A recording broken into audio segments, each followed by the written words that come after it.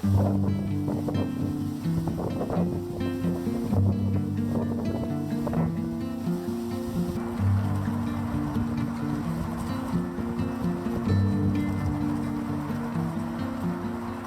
everyone, and welcome to this reading vlog. It is the last full week of October this week, and I realized that I have some books that I would like to finish when it's still October, and it's full on autumn outside right now. It's beautiful, and I just kind of want to make the most of it. So I've made a little TBR, and it might be a little bit ambitious, but I'm going to try to read 3 books in 1 week. My reading has gone really well so far in October, so I feel like I should be able to do it. I'm really excited about these books. They feel very autumnal to me, and I'm just very much in the mood for reading these kinds of books. So I'm gonna try, and very excited. I love autumn. I love reading this time of year. It's so lovely. We have a little bit of a mix of different things here. So I've picked out this is The Masque of the Red Death by Edgar Allan Poe, which is just a collection of his short stories, and I kind of want to try to cram in some more classics before the end of the year, and Edgar Allan Poe is very gothic and feels very appropriate for fall, so I'm gonna try to read this. I have read some of these stories before, but it's been years and years and years, so I think I'm gonna read all of them. It has 7 stories, and I think it's gonna be great. The second one is one that I've actually already started. It's this one. It's The Silent Companions by Purcell, and this is like a historical fiction gothic horror story, and I'm not very far into this, but so far it is pretty good, and I am wondering how spooky this is gonna get, because I have a feeling that it's gonna veer into quite a lot of horror, which is exciting, but also a little bit, it makes me a little nervous. The third one is this one, which has a beautiful autumnal cover. It's set during like Halloween and the weeks around that, so I feel like I need to read it when I'm around that time as well. And this is a little bit of a lighter book, I think. It's like, it's either YA or middle grade, and it's like supernatural. I don't really know what to expect from this. I just thought it looked sweet, and I think I saw someone review this, and that's what made me want to read it. Whether or not I'm going to be able to read all of this in the time that I would like, we will see, but I'm going to try, and I think it's going to be great.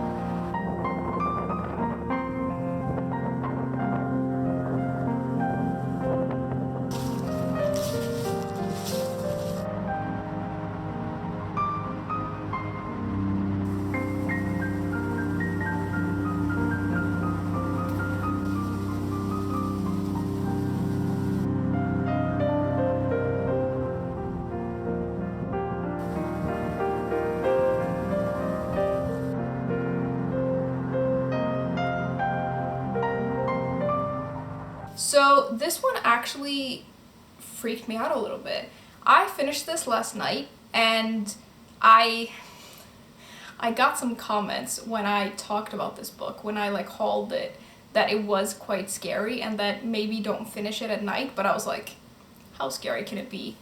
It actually freaked me out a little bit. Like, I had to scroll on my phone for a good hour before I was okay going to sleep, because the things in this book, like the companions, oh, they're creepy. So the book starts off with us meeting this woman who is in an asylum, and it's clear that she's like maybe guilty of something, and she's there, and there's this doctor who's trying to get her to tell her story because she's gone mute, and he wants to see if he can maybe help her because no one really knows what happened, but clearly something terrible happened, and she's maybe to blame for it. She starts writing down her story, which is kind of what we get to read, and the whole story starts off with this main character who has just lost her husband after marrying him like a couple of weeks ago,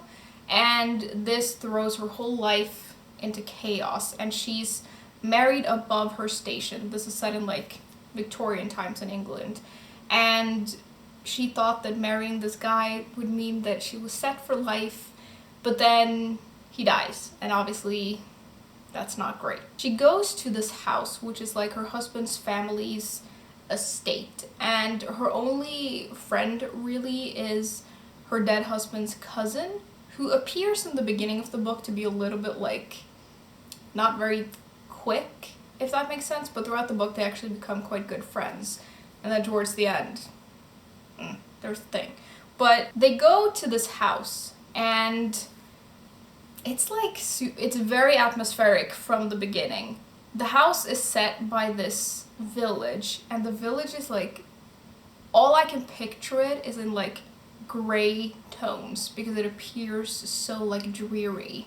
And the townspeople don't want anything to do with this family because they're afraid of this house, because they think that back in the day a witch used to live there. But they go to the house and they meet the servants, and the servants are kind of like a little rude in a way. They're not used to having people in the house really, and it gets really creepy very quickly. Now the thing that is like the horror part of this book is in part the vibes, but also they find these wooden companions up in this locked room, and just getting into the room is like scary in and of itself, because sometimes the door is open, sometimes it's just closed, sometimes like you can't get in even with like an axe, like it's a whole thing. And they find these wooden companions, which is kind of like a painting, but it's a wooden figure.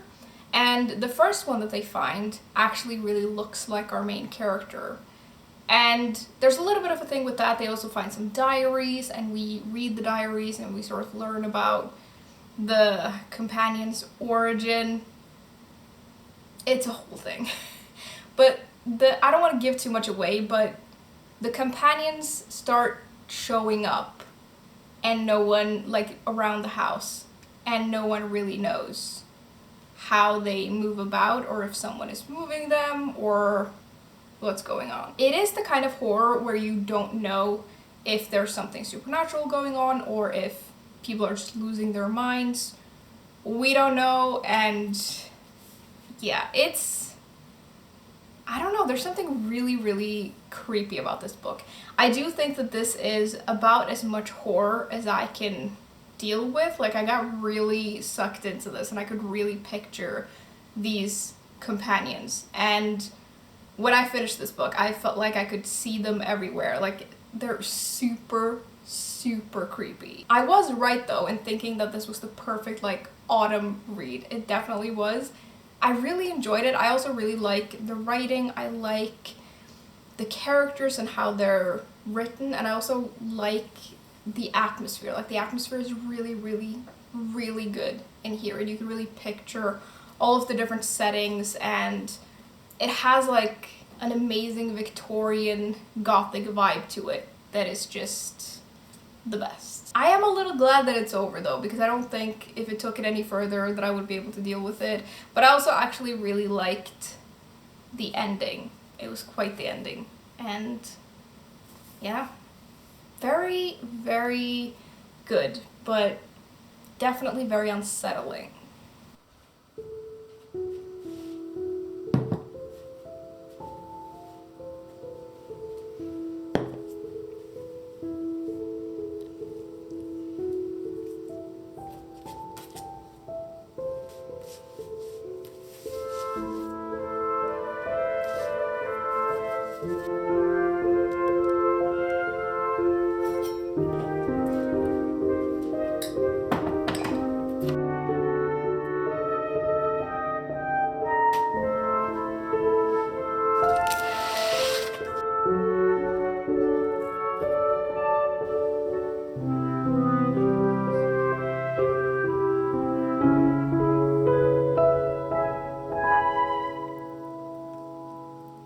So I think I'm gonna start both of these at once, actually. This is a short story collection, so I feel like it's good to dip in and out of. And then I imagine this is going to be quite a quick read, and I don't know. If I want something, I think this is going to be a little bit lighter, and then if I want something more gothic, I can read these in between. I don't know, sometimes I plan these things and then I end up just reading one thing, but yeah, I think I'm going to start both of these today. I think this in particular is going to be very cozy. I don't really know what to expect from this. I know that it's for a younger audience, but I'm hoping that it has like, that it's not too young, if that makes sense. I don't really know, but the story is about this magical inn, and there is a girl who lives there who I think is like 12 or 13, and she has magical powers. I don't know what those magical powers are, but they live in a magical town, and then someone shows up one day, and I think that this girl has a vision that has something to do with him and something that's happened to him. I don't really know. It says that they end up teaming up. I'm assuming they're the same age, and they like unearth some family secrets, and then I think the boy also has some powers. I don't really know. It sounds very sweet, and it is set during Halloween, so I feel like that's pretty perfect. This one I'm just gonna read a little bit in here and there. It has 6 or 7 stories. It does contain The Telltale Heart, which is my favorite by Poe, which I'm gonna reread. That's the last one. And I think that I've read most of these, but I actually don't remember if I've read The Masque of the Red Death. I must have, I think. I made my way through almost all of Poe's work when I was like in my teens, but I don't remember all of it. But yeah, these are gonna be reads slash rereads.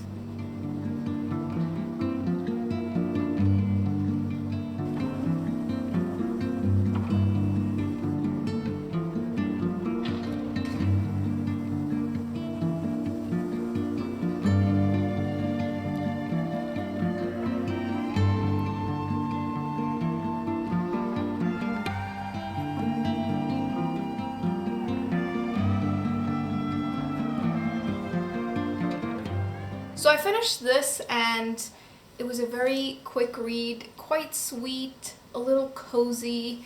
It maybe didn't do exactly like what I thought it was going to do. I think I expected a little bit of a different book, but I don't actually think it's the book's fault. I think it's my fault for having sort of the wrong expectations going into this. The story, like I think I've mentioned, is about this magical inn and these two like 12, 13-year-old kids who end up in a little bit of a situation because the girl can, like, her supernatural powers is that she can see death. So if someone has like a memory in their past of someone dying, or I think if someone is going to die, she can see it.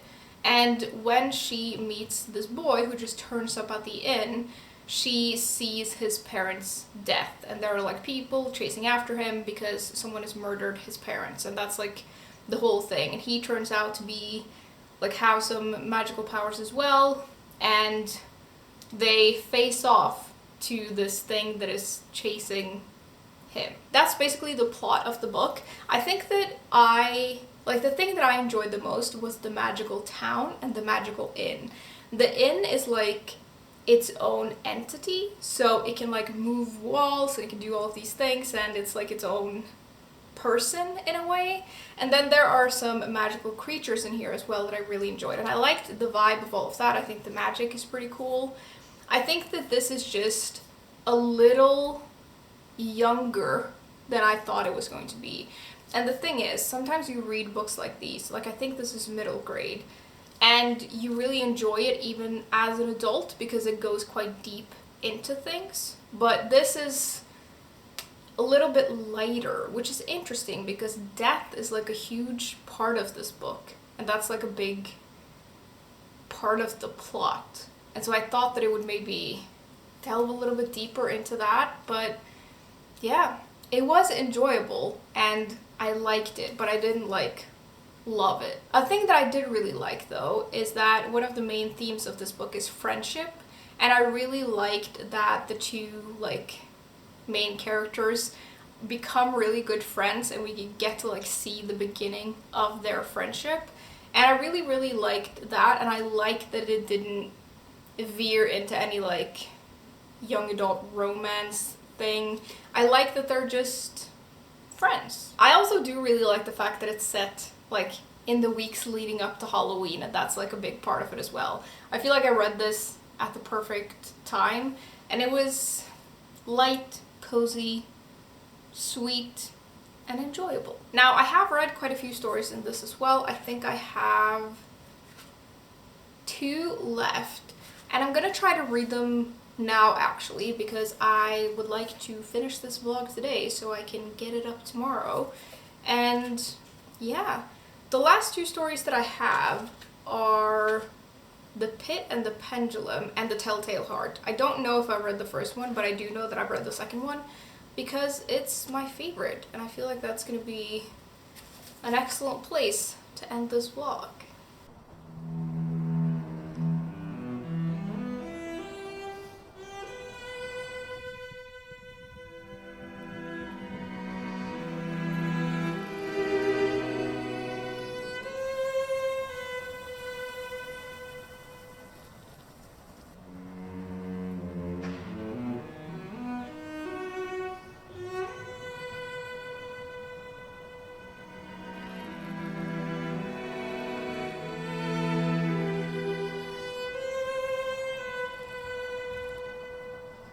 I finished it.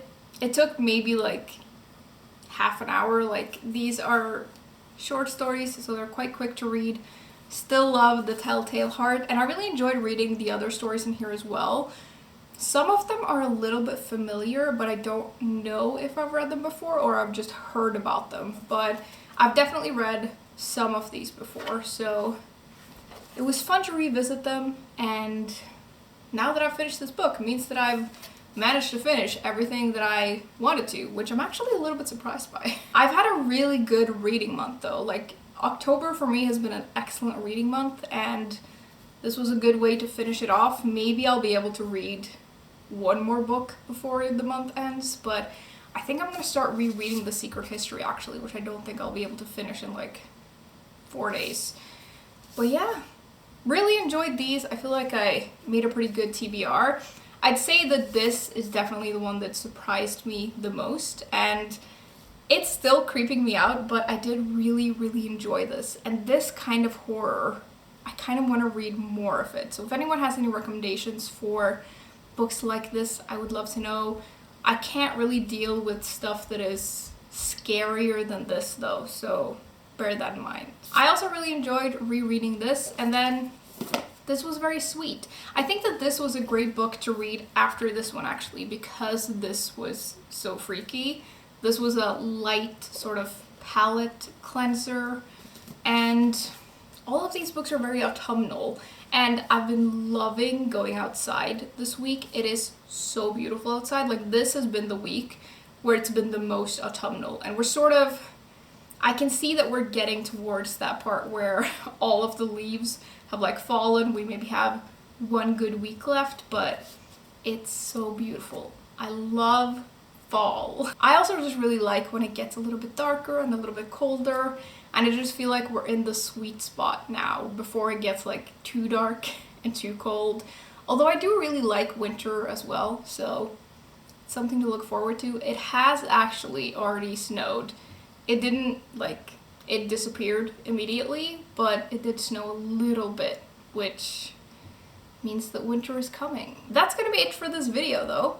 I hope you enjoyed it. I would love to hear if you've read any spooky books in the past week, or if you're currently reading like a Halloween-y book. I'd love to hear about that, and as always, thank you very much for hanging out with me today, and I will see you soon. Bye!